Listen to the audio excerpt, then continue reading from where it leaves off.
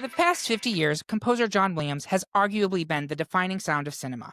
Although he began composing music for TV and film in the 1950s, it wouldn't be until the 1970s that he broke big, thanks to that iconic soundtrack to Steven Spielberg's Jaws. From there, he would go on to provide the music for a slew of Hollywood's biggest blockbusters and most poignant films, as well as recognizable anthems for pop culture mainstays like the Olympic Games and NBC Nightly News. John Williams is an American icon and a definitive creator in film and music. So join the great pop culture debate as we attempt to name the best John Williams film score. I hear the unmistakable low tones from the Jaws theme every time I open the freezer for a pint of ice cream. I'm your host, Eric Rezsnyak. Please welcome my panelists for this episode. Our first panelist will cry about these scores like everyone with a heart cries at the end of E.T. It's Amma Marfo. I'll do my best to mute when the time comes, but don't worry, I'll be right here. Well done. May I offer you some Reese's Pieces in this trying time? Next, he's ride or die yub nub. It's Derek Mekita. I'm also partial to Cy Snoodle's 70s funk number. I guess you could say I'm just a Return of the Jedi originalist. Well, you know I'm always down to party with a bunch of furry dudes. And finally, she once blew the theme to Jurassic Park on an alto sax. She's Kate Racculia. Hold on to your butts, y'all. And up in the producer booth, we have Curtis Creekmore, who will be doing cello shots. Expect lots of bad orchestral puns tonight. Get your groaning out of the way now. If you're curious about how we ended up with this score 16, become a Patreon supporter of our little show. Or listen to the 3-minute preview available wherever you listen to podcasts. And don't forget, you can head to this episode on greatpopculturedebate.com to find the listener bracket, as well as the 16 nominated soundtracks, so you can play along with us at home. While you're there, check out some of the other related episodes, including Best Movie Musical, Best Oscar winner for Best Film, and Best Star Wars Character, all available at greatpopculturedebate.com. With that out of the way, strike up the orchestra and let's get into these debates. For our overture, we had 2 unanimous decisions by the panel, as 1-seed Jaws tore into 4-seed Saving Private Ryan, and 2-seed E.T. the Extraterrestrial proved the better alien against 3-seed Close Encounters of the Third Kind. But I know Derek wanted to speak on Close Encounters before we lose contact, and Amma wanted to speak on Saving Private Ryan. Derek, why don't you go first? Yeah, here's the thing. The music from Close Encounters is every bit as iconic as E.T. And if you take nostalgia out of the equation, maybe even more so. I realize it's one of those sci-fi films that has largely been forgotten by more recent generations. But for listeners who may not be familiar, it's the music itself that serves as the key plot point to drive the story forward. So the simple 5-note motif is how the film's aliens attempt communication with humanity. And once we figured that out, it enables us to bridge the gap and connect. For all of these film scores, it can be said that without John Williams' contributions, they would feel diminished.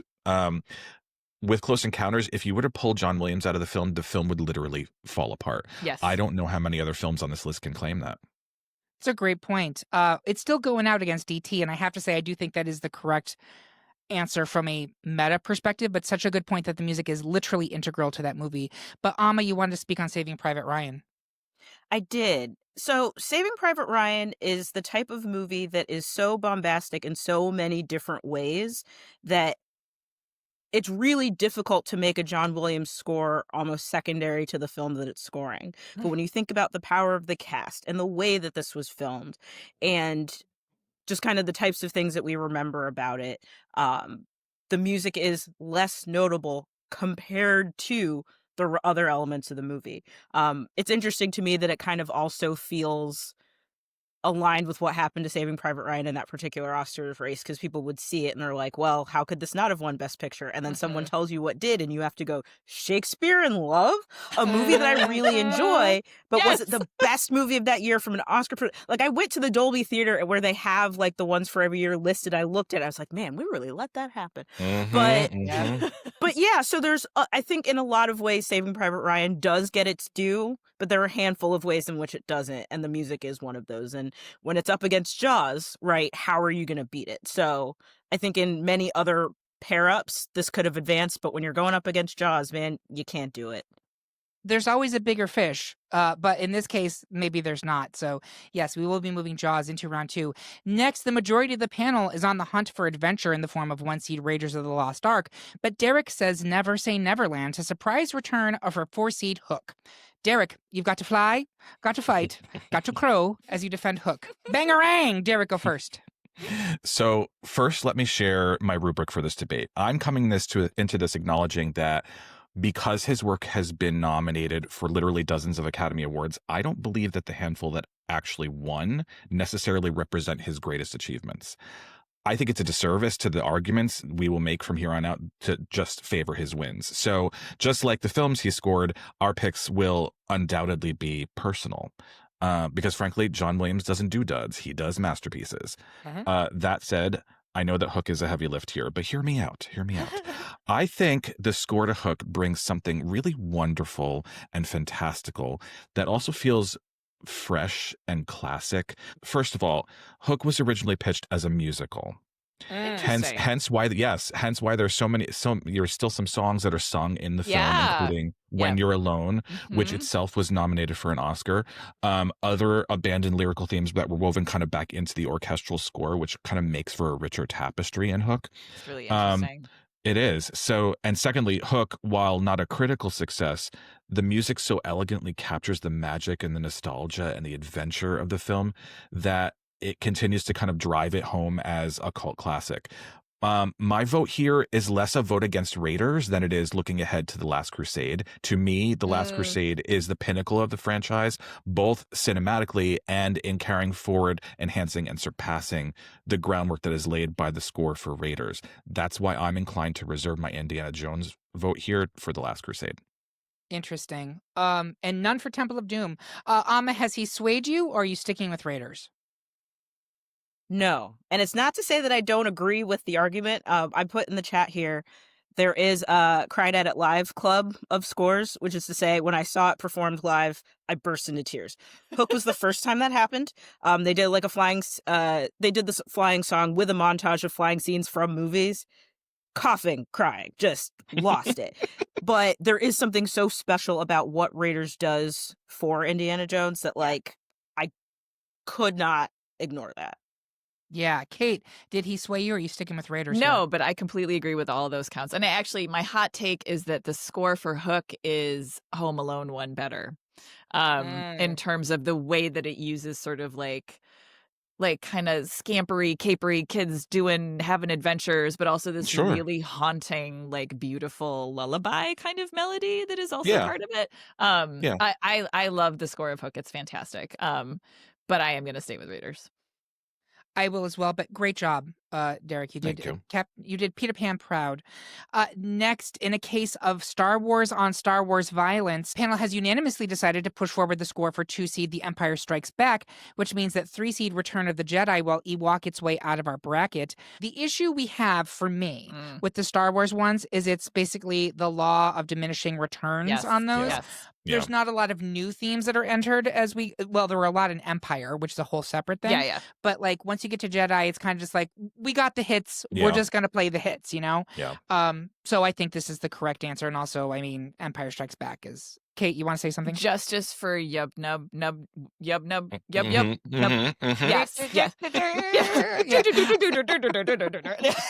That was me playing the empty helmets of fallen dead soldiers. Sorry. Yes. But then, I mean, it's also sort of like that. So that and the scene in Jabba's palace are like so perfectly 80s, late 70s, early 80s in the original. And then when the special editions came out, it was sort of like, that was my first clue that, like, is George Lucas okay?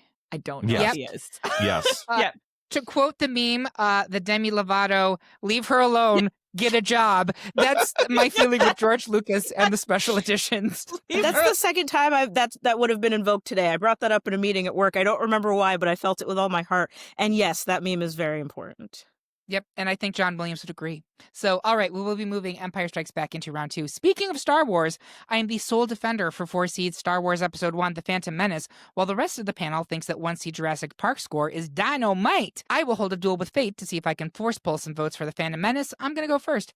So, I'm not going to win this. Jurassic Park absolutely should move forward, but we need to speak on Episode 1's score, which is overall one of the better elements of that movie. True.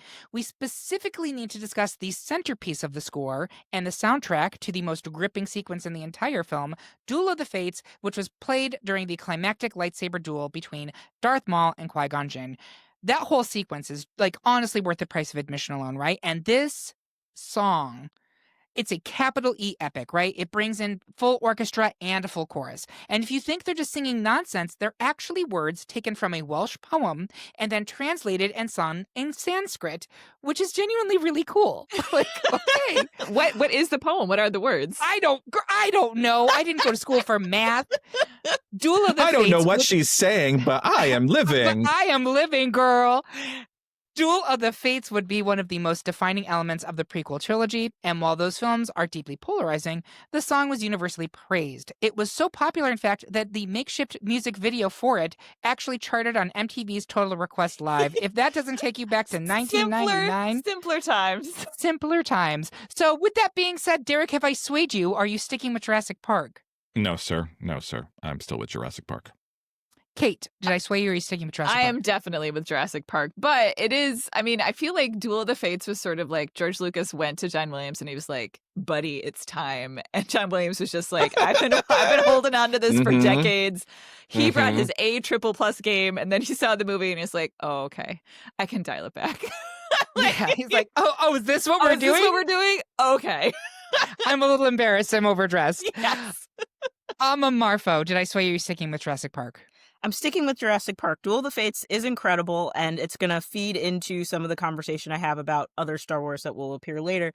But you got to watch a lot of movie that is not super compelling to get to It's it. true. And frankly, it feels like a fitting treat for enduring the rest of it, which is not true of Jurassic Park. True. Absolutely correct. I agree with all that. One last thing I will say, we're going to talk about some Star Wars stuff later, but I was also listening to the sequel trilogy, and actually those soundtracks are pretty goddamn good. They are actually very strong, and the fact that they're not on here is because everybody hates the movies, but it's not your fault, John Williams. All is forgiven. Anyway, the panel is evenly split over 2 Williams scores for films starring combative children, 2-seed Home Alone and 3-seed Harry Potter and the Sorcerer's Stone. Amma, see if you can get us feeling that gingerbread feeling for Home Alone. I will explain that even with the series' baggage, the score for the Sorcerer's Stone remains musical alchemy. Amma, please go first. So I think that the score here is really essential to refining the tone of the movie. So Home Alone is the movie that it is. Absent this score, or with a different score in its place, it's a different movie. And I don't think that that's true of Harry Potter and the Sorcerer's Stone. That is true of other movies on the list, and I will use that argument more often. But there's just something really kind of grounding and settling about it in a movie where increasingly chaotic things are happening that can kind of take you out of it. But the fact that it comes from a very sweet place of a kid who misses his mom, of a kid who wants to keep his family safe, like, that's a hard thing to kind of square with how it actually plays out. And I think the score does a lot of work in getting you there. I think about how easily that trailer can be cut for different genres. I think about the Good Place joke where Tahani talks about Jason showing her a horror film and describes it, and it turns out being Home Alone. The score is essential to making Home Alone what it is. And I think Harry Potter and the Sorcerer's Stone, again, baggage notwithstanding, is still what it is, absent the score. That's not true of this one. That's a really good point. It still feels like a Christmas movie, even though it's a torture porn film. But it's great. It's very successful, right? And I want to let it be known, Home Alone is a great score. The whole movie is better than it had any right to be, and Williams' score is part of that. Yep. But his work on Harry Potter, and why I'm putting it forward, is, I think, his most important work in the entire 21st century. I'm certain that John Williams puts his best into everything that he does, but listening to this Potter score, you can tell he was really invested in this project. The sing-song core theme is absolutely terrific. He goes through virtually every section of the orchestra, each voice lending a different quality. The cascading running notes set mysterious, invigorating atmosphere. Hedwig's theme slaps. The ending of the Leaving Hogwarts theme is one of the most triumphant emotional lines Williams ever has written. The project has a musical language that is totally separate from anything else he did with Spielberg, anything else he did with Lucas. And I love that because a lot of his work can be very referential, right?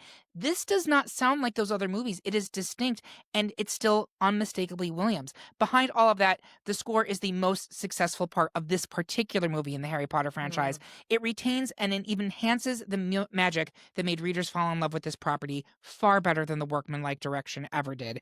Kate, is it going to be Harry Potter or Home Alone? Gosh, I forget which one I chose, and I completely agree with you, Amma. The sort of like when like the reason Home Alone works, which it shouldn't, is John Williams. A lot is laid at his feet. And we'll return to this argument when we talk about some other stuff later. But I think you're right, Eric, because he went hard. He did not phone this in. No. He went hard. It is the best thing, especially, I mean, I know we're talking about the first one, but there's no other Harry Potter on here, right? No, Okay. this is the only one. The Something Wicked This Way Comes one that's in the third movie is so incredible. So good. But I shouldn't include that in my rubric. I'm gonna give, you know what it is? It sounds like him trying to do not his version of, but has more in the spirit of Danny Elfman. Yep. Which I think is really interesting. I'm gonna give it to Harry Potter. There. Derek, is it going to be Harry Potter or Home Alone? Yeah, me too. I think I'm with Harry Potter on this one, and I think the fact that there aren't any other Harry Potter films means on this bracket, he means he got it right the first time. Yeah, I think they just took little bits and just kind of like what they did with Star Wars and Indiana Jones. But all right, sorry, Amma, we will be moving Harry Potter into round 2. Next, it's another split decision with half the panel choosing to be transported to a galaxy far, far away with the score for 1-seed Star Wars, A New Hope, while the other half wants to punch Nazis with 4-seed Indiana Jones in The Last Crusade. Amma, tell us why Star Wars is the score we're looking for. Kate, only the penitent woman will pass. Get in your cups in defense of Last Crusade. Kate, please go first. So we didn't really talk about the Raiders score, so we're kind of like, I'm going to back into it a little bit. You have those two great indie themes that like originally Williams like presented kind of parts of two themes to show Spielberg, and Spielberg was like, I like them both, and that's the traditional kind of like dun, dun, dun, dun, like that you know of, and there's a slightly like a B theme that's a little more sedate. But so you have all of that great rousing indie, you know, kind of nostalgic adventure music. But in Last Crusade, you have this gorgeous Grail leitmotif. That's a word I read and don't speak, so I don't know how to say it. Absolutely gorgeous. You have the incredible chase music in Venice with the sort of like the mandolin kind of sound. You have all the music from the Canyon of the Crescent Moon, the Brotherhood of the Cruciform Sword. There's this sort of emotional resonance to the music that isn't in Raiders, that is of a piece with the emotional resonance of Last Crusade, which, like, I love Indiana Jones, even the crap movies. Like, Temple of Doom is very close to my heart. It is a racist piece of garbage, but like, I love it. But Last Crusade is the best movie as a whole, and his soundtrack is just like completely a part of that. On an interesting note, it's not on the soundtrack, but Williams did score the Königgrätzer Marsch, which is what is played when Indy goes to Berlin to the book burning, which I didn't realize is a real Nazi march until I saw Triumph of the Will in college. And like that, obviously it's not on the soundtrack. He did score it for the film, but that kind of like it is really kind of about something, Indy. It's still an adventure movie. It's still a romp, but like there is real evil in it, and it is about kind of coming together to be in opposition to that. So yeah, Last Crusade all the way. Is your argument that Star Wars is not about that? No, it's not. It's not. Although I think some people forget that when they're like, pick a side. And I'm like, one of those sides is fascism. Like, right. To me, yeah, seriously. No, that's like real 2025 talk. Yep. Talk to us about Star Wars: A New Hope. So on some level, there is no losing here because Harrison Ford is on both sides. It's No true. one loses here. I want to say that up top. My choice here, in some cases, is informed by additional context over and above the film itself. So in addition to talking about scores, really loving scores, I listen to a lot of podcasts about movies and about scores. And there's one called Blockbuster. The first season is about Steven Spielberg making Jaws at around the same time that George Lucas was working on Star Wars. And one thing that they bring up is just as they were in the editing process, no matter how they edited it, no matter how they sequenced it, Star Wars just plotted. It wasn't working. It felt heavy. It felt just like overwrought, and they were really concerned, like, we put all of this into it and it wasn't going to work. And then John Williams got on the phone with Lucas and was like, listen to this thing that I'm working on. And it blew the whole thing open. Star Wars doesn't work without its music. Mm-hmm. It doesn't work. And the other piece that I want to bring in, and I know it's kind of like each movie within the context of the movie itself, bearing in mind that Star Wars has multiple chapters. Eric, at the opening, you said John Williams has been scoring music for in excess of 50 years. There has been a Star Wars score in all of those 50 years. 5 decades, and there's a Star Wars score in all of them. And going back to some of the other ones that we talked about, there are franchises that he started and didn't stay with. Star Wars he did. He made sure. When I saw him in 2014 before the final trilogy came out, he was like, I'm eating my Wheaties. I want to do this one. And he talked about being really excited for Rey's theme in particular. So the fact that this is something that not only saved this project, but the composer himself was so involved in that he was like, I'm not tapping out no matter how many of these that they make. That's incredibly special. So I know, Curtis. So with all of that in mind, it has to be Star Wars. That is such a great argument. Thank you so much, Amma. Derek, where are you on this one? Is it Star Wars or Indiana? Amma, you almost had me swayed because it makes perfect sense what you just said. But for me, I go back to my argument when I was arguing for Hook. The Last Crusade is the best of the Indiana Jones scores, so that's why it still gets my vote here. I don't understand how this is even a debate. I'm sorry. Like, that's crazy. If you're listening to this and be like, this is crazy. Star Wars, you guys, like literally the music, you sit in that theater and it's like getting punched in the face with a sonic explosion from second one. The music is an integral part of the movie-going experience for Star Wars. In a way, it's lovely in Indiana Jones. I love it. But like Star Wars, to Amma's point, makes that movie work. And it didn't make it work. It made it soar. Bad pun. But we're split. It's 2 for Star Wars, 2 for Indiana Jones. Star Wars is a 1 seed. So Star Wars is going to continue. I don't hate it. Great job. I don't hate it. I don't hate it. If Harrison Ford, everyone wins. Everybody wins. Everybody wins. Except for Palpatine. Finally, in round 1, the panel voted unanimously for 2-seed Superman score to fly up, and away into round 2, meaning that 3-seed Schindler's List. I am not going to make any terrible puns about Schindler's List. I'm sorry. I can't do that. It has sadly left our bracket, but Amma, you wanted to speak on Schindler's List. Yeah. I think Schindler's List, the score kind of falls in some ways the same category with Saving Private Ryan in that it was so starkly visibly stunning and so beautifully acted and beautifully written that when you think about the movie, the score is maybe not secondary or like maybe even like tertiary or quaternary, like it comes down the list. It's not to say that it isn't wonderful. It is incredible. But going up against Superman, again, for something that it is so embedded in that kind of lore that every subsequent Superman film, irrespective of its involvement with that original one, has had to interpolate it in some way. That's a really beautiful legacy to have. The new Superman had Superman, right? Yeah. Yep. Yes. Yes. Yes. Yeah. So everybody since has like had to kind of interpolate it, right? And thankfully we haven't needed more than one Schindler's List, touch wood, because we know where we are in time. But it's not as essential to that film as it is to Superman. It's foundational almost. So I understand why it had to go, but it is gorgeous. If you haven't listened to it in a while, please go do. It's really, really beautiful. Gorgeous. Absolutely gorgeous. So thank you very much. We will be moving Superman into round 2, and that's the end of round 1. We're going to take a quick break to polish our brass, if you know what I mean. We'll be back for round 2 of our Best John Williams Film Score debate. Before we get into the Elite 8, I'd like my panelists to share their social media and what else they're working on. Amma Marfo, where can people find you, and what do you got going on? I am on Instagram and YouTube at Amma Marfo.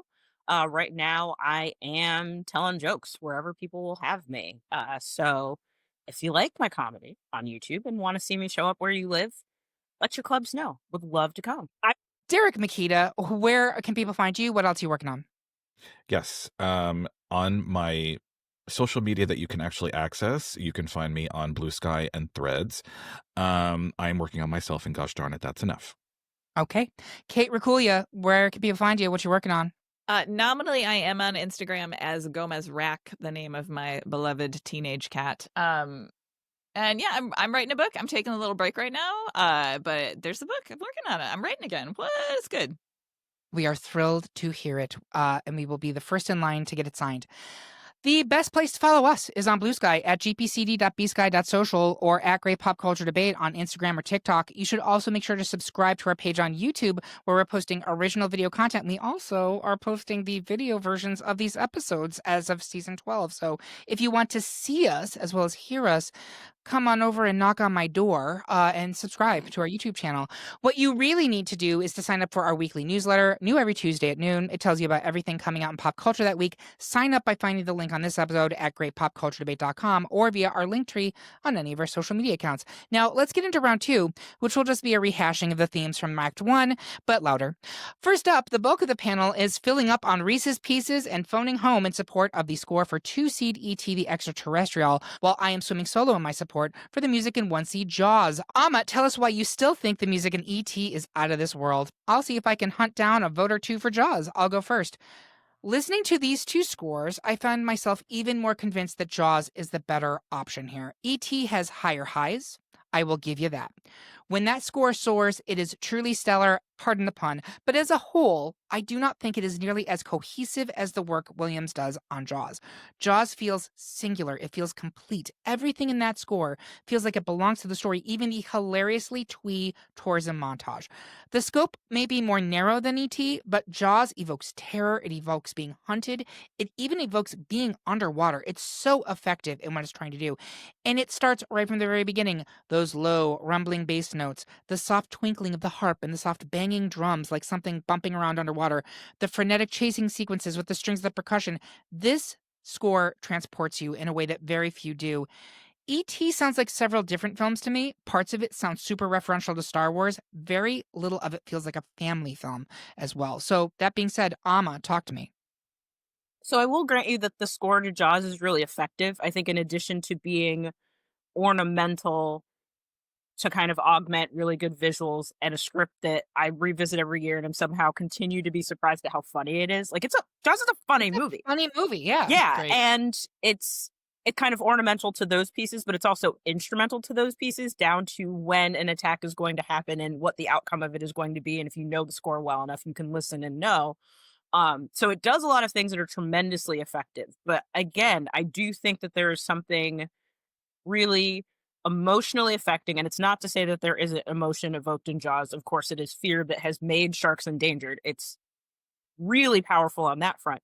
But there's a different type of emotion that E.T. is tapping into with that score that makes it such an indelible experience. Like, I remember my mom is not a movie person. She likes maybe 5 movies in the entire world. But E.T. was the first movie that she saw when she came to North America. And she talks about remembering that all the time. Like, it's something that is stuck with a woman whose age I could not disclose on this podcast, even though she doesn't know how to listen to it. But the fact that the fact that she remembers how deeply that movie affected her and does at times refer to the music, like, that's a really powerful thing that Jaws doesn't do as much of. I think E.T. does more of it, and it does it in a more bombastic way. Great argument. Derek, is it going to be E.T. or Jaws for you? It is still E.T. for me. I hear everything you're saying. This is a personal pick for me. It has to be E.T. Kate, E.T. or Jaws? My rubric for this bracket is entirely personal, and it is E.T. Okay, so that is 3 for E.T. It will move forward. I think Jaws had a good run, but I can't argue that. I honestly A good can't. swim. A good swim, if you will. A hearty meal. Ayo. I'm on the outs again, as I prefer the music from 1-seed Harrison Ford vehicle Raiders of the Lost Ark, while the rest of the panel prefers the music from 2-seed Harrison Ford vehicle The Empire Strikes Back. Kate, tell us why you think Empire sounds like Hoth stuff. I will try to whip you all into shape for Indy and Raiders. Kate, please go first. Hoth stuff. So, we already talked a little bit about, Amma talked about Star Wars beautifully, and like Empire is all of that. Plus, and this is honestly, like, I went back and I was like, is that for real? We don't get the Imperial March until this movie.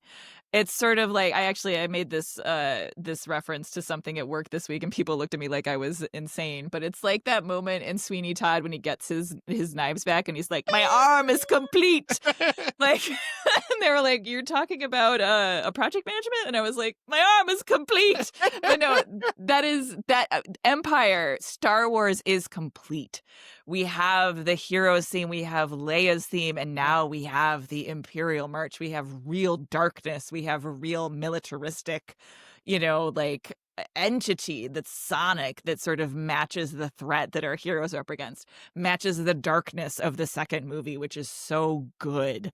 So I mean, yeah, it's an incredible soundtrack. It has that incredible version of Leia's theme at the very end with the sort of like hanging ending, which has like the ballsiest ending of any Star Wars movie. Totally.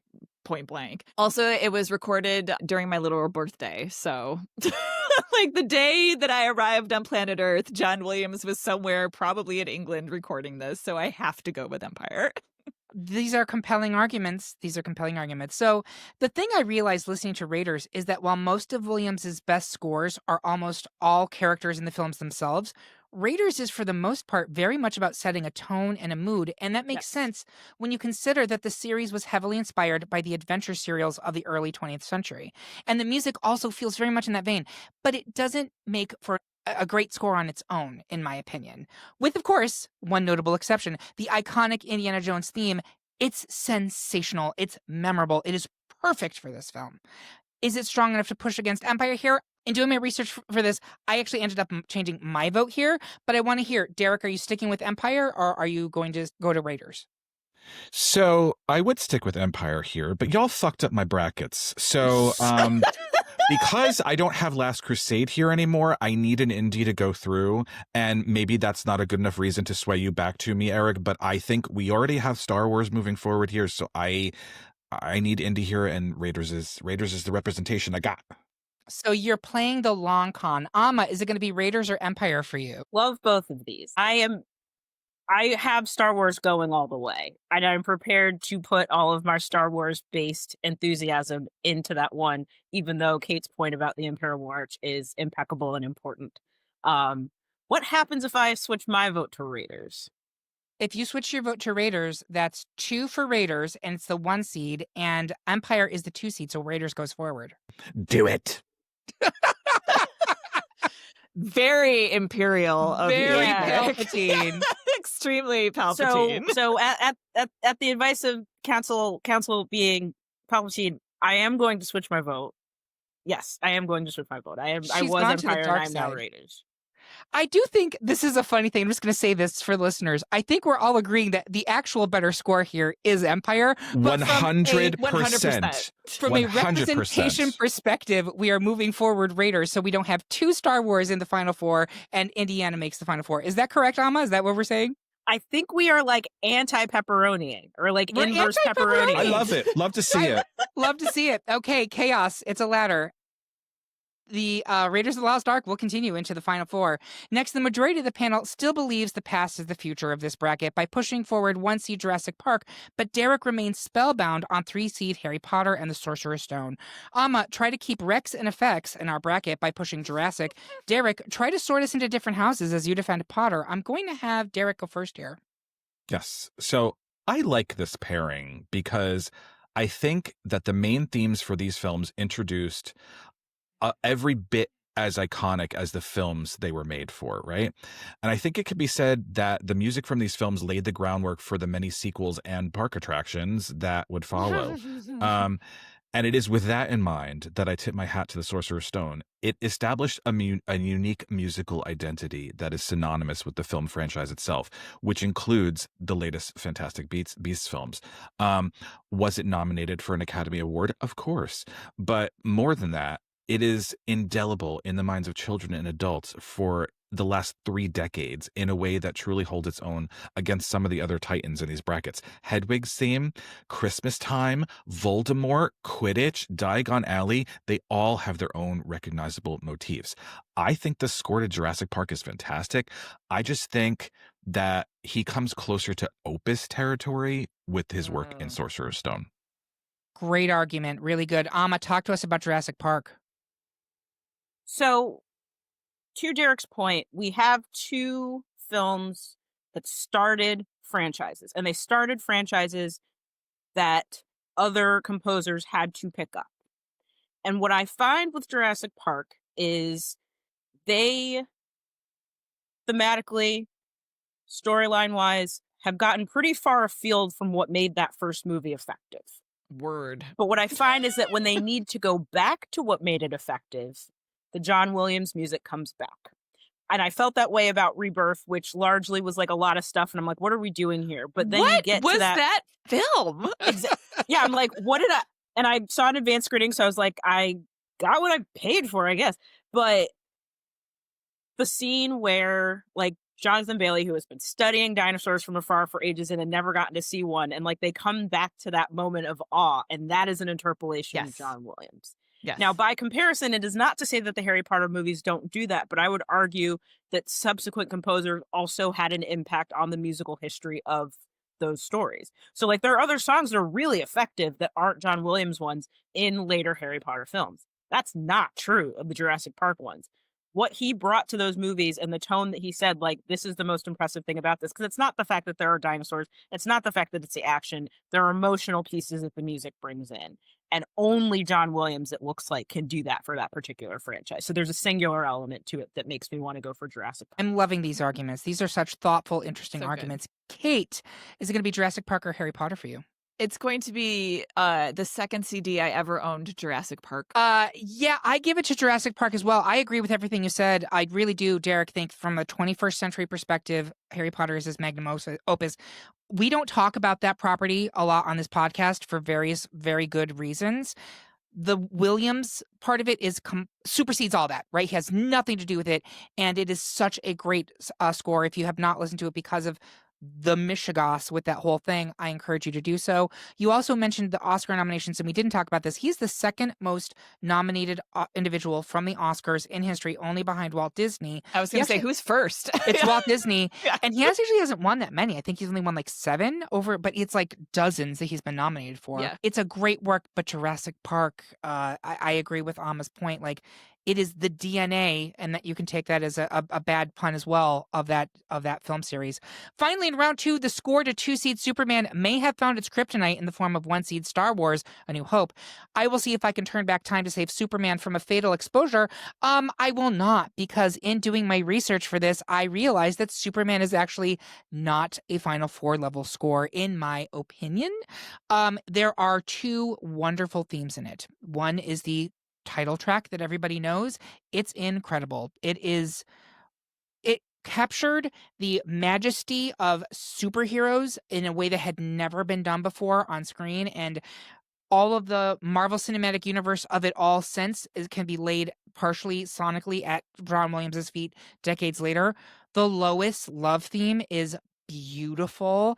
And then after that, I was just like, oh, it just goes on like this. But you know what?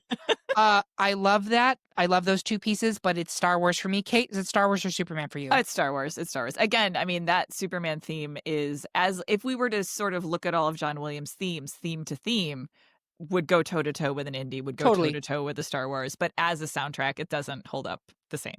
Amma, what about you? Star Wars is going all the way, baby. Derek? I am very proud of us for not bringing up the words juggernaut or iconic so far on this podcast. But Great. Superman is super iconic, but Star Wars is more iconic. It's more iconic, so Star Wars will make it to the Final Four. And with that, we have our Final Four. We're going to take a quick break before we crescendo to our big finale. And we are back with the Final Four of our Best John Williams Film Score debate. At this point in the show, I like to take a step back and see if it shook out the way I expected it to. I also like to add that no matter which option wins, we are celebrating all of these entries, and I hope nobody gets salty about what comes next. So our Final Four is E.T. the Extraterrestrial, a 2-seed, versus Raiders of the Lost Ark, a 1-seed. Jurassic Park, a 1-seed, versus Star Wars: A New Hope, a 1-seed. Is it how I thought I would shake out? This is hard because I think there were probably 8 that could have ended up here and have been justifiable. During the break, we were talking about how some people might be listening being like, what was that diabolical twist that you all did in Elite 8 to get Raiders in there, even though Empire is the better one? I do think there is something, well, you know what? I'm not going to say it. Amma, you had some thoughts about why it's so okay that we have these 4 different kind of genres. Well, again, to the point that Harrison Ford wins either way, I think that being able to honor the fact that the work across the 4 is so different Like the closest substitution we would have had here for Raiders would be Empire Strikes Back. Yep. And I do think that the introduction of the Imperial March is grounds enough to include it. But now we get to celebrate 4 fairly distinct versions of Williams's work in a way that Star Wars doesn't necessarily do. I think the only one that I'm surprised, if that even is the word that I want to use, isn't represented is Jaws. I think that there is a world where Jaws could have made it, but the way that the seeds fell out, it wasn't going to happen. Agree completely with that. Yeah. Kate, anything to add on that or no? No, I agree. Yes, same. So let's get into it. It's E.T. the Extraterrestrial versus Raiders of the Lost Ark. I would like to start with Amma. Where are you going on this one? E.T. Can you tell me why? No. It's indescribable. It's indescribable. I think that there is just a feeling that you get when you watch those movies and find what the music does that in some ways defies explanation. It defies words. And I am a word person by trade. I should be able to do this. I don't have an elegant way to describe it. It just is. Interesting. Hard to Derek, agree. is it E.T. or Raiders for you? I mean, I will say exactly why you can't pick, because it's a personal decision. And we said early in this episode that we are making very personal decisions here, getting here toward the end. For me, I think E.T. is awesome. I don't think E.T. should move ahead against Raiders of the Lost Ark. So Raiders of the Lost Ark is what it is for me. Kate, is it E.T. or Raiders for you? I am E.T., and I'll give you a little bit more argument. So he wrote the score right after Raiders. Fun fact, it actually does include a little snippet of Yoda's theme, because there's that little jokey moment where they see the Yoda costume, which, like, if you think about it too much, it'll break your brain a little bit. One of the anecdotes that I came across when I was researching this episode was that Williams had problems timing the music with the recording of the final chase scene, which resulted in Spielberg shutting off like the projector and just telling Williams to write the music the way he wanted it, and Spielberg would cut the film to fit the music, which I think is why it's so powerful. Should E.T. work? No. We've seen enough kids and alien movies since this to know that it doesn't work. And I honestly think it does work. And Amma's talked about this brilliantly in the rest of this podcast. It works because of this music. There is an emotional authenticity to this score that is absolutely outrageous. It's the sound of kids on bikes flying. It is the sound of Drew Barrymore as a child crying as she hands a puppet a plant. It is the sound, it is the feeling of I'll be right here, right? Like it's so we've talked about E.T. a little bit on this podcast, and it's like not an all a kid's movie. It is a movie for adults who remember being children. Yes. And this this is sort of like the Hook theme, the Home Alone theme, his absolute like zenith of his expression of that sort of idea of incredible emotional authenticity and nostalgia and loss. There's a real feeling of like this kind of unbearable, you can't talk about it feeling of I am so sad and so happy at the same time, because I have grown up enough to know what it means to lose something is to never lose something. Like it's just E.T. is so great. The last time I watched it, I was home with my parents and we're like watching it, because it's just like on, and I just like at some point realized all three of us were just weeping quietly. Like it's so good, and the music is like you can't talk about it, you can just feel it. So E.T. all the way. I had E.T. going all the way. That was incredibly poetic, and there's no way I can follow that. But I will say, Kate, you address my chief complaint with the E.T. soundtrack, which is, well, actually, there's two. Number one, it is reminiscent of some of his other pieces. Yes. There are themes that are very reminiscent of Star Wars in it. And number two, it does not sound like a kid's movie at all, but you're exactly right. It is not a kid's movie. It is a movie made for adults who remember being kids, and it is about that loss of innocence. And that's why when I saw it in the theater as a child, it terrified me. But as an adult, I appreciated it. So with that being said, also Raiders to me, great couple of themes, but I mean, also Marion's theme is wonderful. Yes. But I do think it is, at the end of the day, a backing track for that movie, whereas E.T. score is integral to it, and that's why I'm going to give it to E.T., so it moved to the final two. Jurassic Park versus Star Wars, I would like to start with Kate. Which one is it going to be? Oh my God. personal decision, I'm going to give it to Jurassic Park. Again, second CD I ever owned, played it in band. I also think this one is a really great, like, Williams has many modes, but if I were to group them into two large categories, it would be awe and it would be terror. And Jurassic Park has both brilliantly. Because you have that, like, it's a dinosaur, like, which has been parodied and yet still feels resonant when you watch the movie or when you hear it again in all of the various sequels. But it's also just like the sort of like kind of jungly, like something's happening, something's shrieking, something's coming for me in the undergrowth, and I can't, like, kind of jazzy other sort of themes throughout as they're running through the park, and the T-Rex gets to be the hero. But yeah, I'm going to give it to Jurassic Park. I'll say this, listening to this soundtrack again while I was working, doing my research for this, I was like, oh, I'm being attacked by velociraptors right now. I wasn't watching the movie. I knew I was being attacked by velociraptors, right? Derek, Clever is it gonna girl. be, right? Jurassic Park or Star Wars for you? So for me in this matchup, I think that the score to Jurassic Park and the visuals of Jurassic Park are very evenly weighted. But I go and in this matchup, I go back to something that was said earlier, which was Star Wars is a fucking mess without that score. It doesn't have the weight without that score. And to me, that impresses upon me that the score is just superior. So that's why it gets my vote here, Star Wars. Amma, is it Star Wars or Jurassic Park for you? It is Star Wars for me. Again, just having that full knowledge that, Derek, something that you're feeling is an actual factual reality, that they were putting this movie together and they're like, it's not working. This score saved this film. It gave us 50 years of films. If you don't have the score that can make that work, we don't get any of that. However you might feel about the subsequent sequels, the legacy that was able to start here versus the legacy that we would attribute to the Jurassic Park movies, which does not hold up by any means for that. And again, this was the one that he stuck with. This was the one that he stuck with for half a century and was like, whatever you're doing, I want in on it. And it started here. So that Even is with Star Jar Jar Wars for me. Binks. Yeah. Yeah. Even with Jar Jar Binks. A thought that I had while doing this, they're both great. I think they're very, very strong contenders. This could be a final two, and it would make complete and total sense to me. Yep. There was the closest antecedent to the score for Star Wars at the time was something like Lawrence of Arabia or Gone with the Wind. This epic, sweeping, prestige orchestral. Picture. It's so Stravinsky. It's so modern. It's like, it's beautiful.